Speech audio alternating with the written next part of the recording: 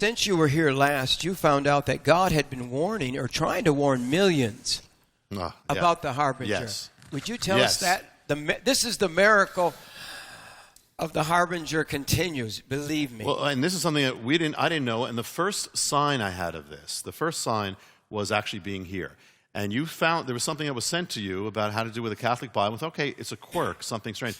I found out after it was not a quirk. And here's the thing. I mean, the question is, could God have sent this out, even before I knew about it, before the book, The Harbinger? Right. Could God have been sending this warning to actually millions of people? In The Harbinger, it links up Isaiah 9:10, this vow, this ancient vow that brought judgment on Israel, and that has reappeared in America, linked to 9/11, which is the beginning of all the harbingers, the 9 harbingers that appear. The first harbinger, the sign of the breach. The nation's hedge of protection is removed, and an enemy is allowed to strike the land. Manifested on September 11th, 2001. The second harbinger, the sign of the terrorist. The attack is accomplished by masters of terrorism, a brutal people who target innocent civilians to traumatize a nation. Manifested September 11th, 2001. The third harbinger, the sign of the bricks, the image of the falling buildings, the rubble, the ruin heap, and the bricks that have fallen. Manifested September 11th, 2001.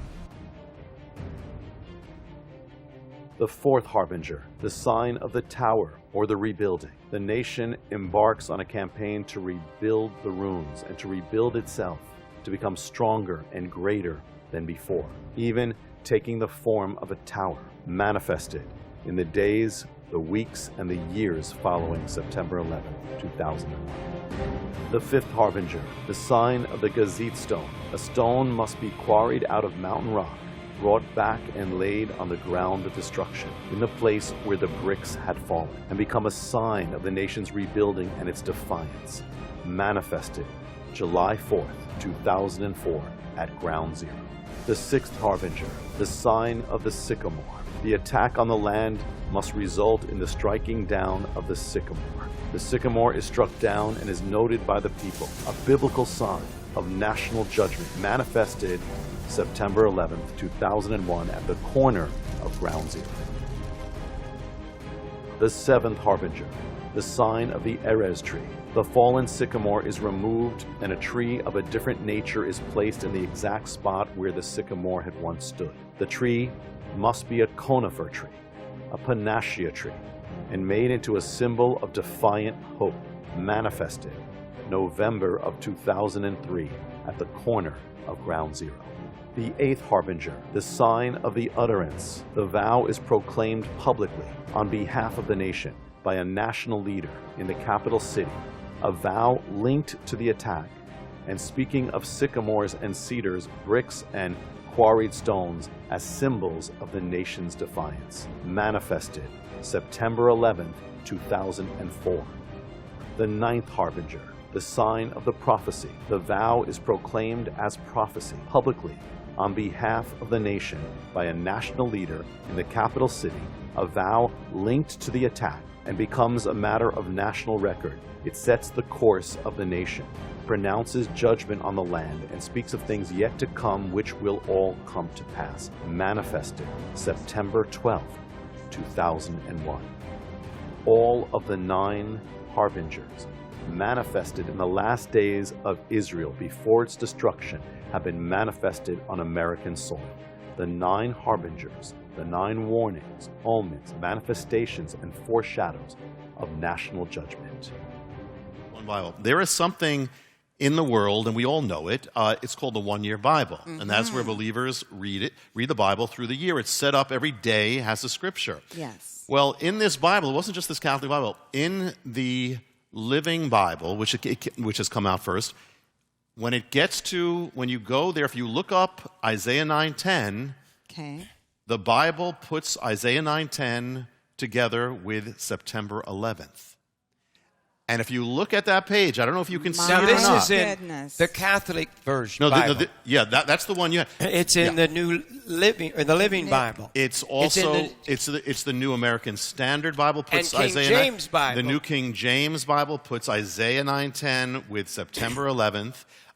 The English Standard Bible, virtually every major Bible puts together, and it puts together. The Harbinger is September 11th in all of those books Wow. for the last, what, crazy. decade or more? Several decades. Oh, my Lord, no, this was 19... This was there, put together across America. Millions were reading it every September 11th. They're reading Isaiah 9:10. Was there since 1985. That's right. It's been there for years and years. Each version kept coming out. The next one, millions of people across America every year were reading. When they got to September 11th, they're reading Isaiah 9:10. They're reading about the strike on the land. They're reading about the first warning. The Bible's linking it to September 11th. They're reading about the sycamore falling. So it would happen on September 11th. They're reading about the vow being made. It would all happen on that day. It was there every day of every year. It was there, and God had this. Millions of people were reading it, are still reading it.